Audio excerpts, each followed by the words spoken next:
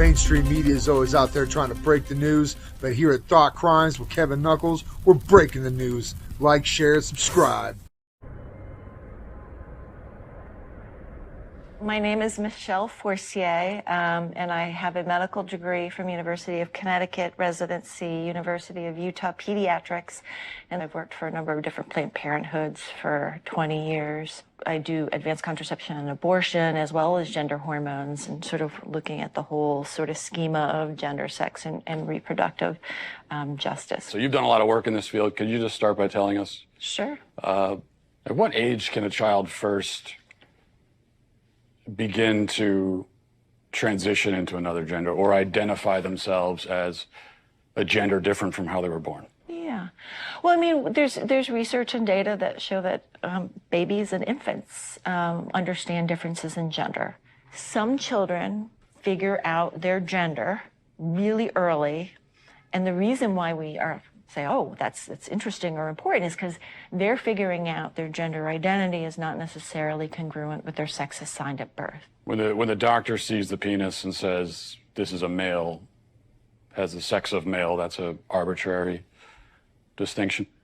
Telling that family, based on that little penis, that your child is absolutely 100% male identified, no matter what else occurs in their life, that's not correct.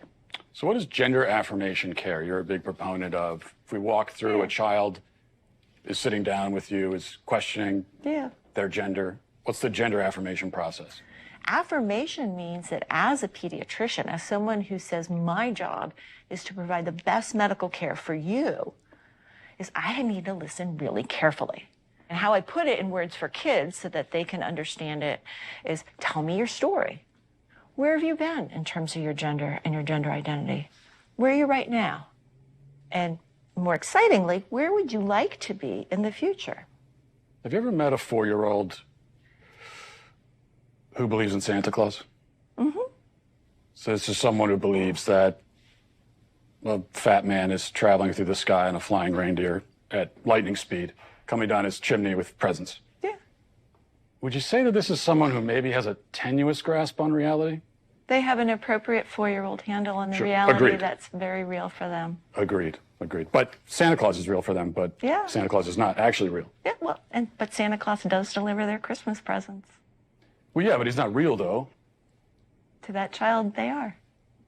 When I see a child who, believes in Santa Claus, and then let's say this is a boy and he says, I'm a girl. Mm-hmm. This is someone who can't distinguish between fantasy and reality, so how could you take that as a reality? I would say that as a pediatrician and as a parent, I would say how wonderful my 4-year-old and their imagination is.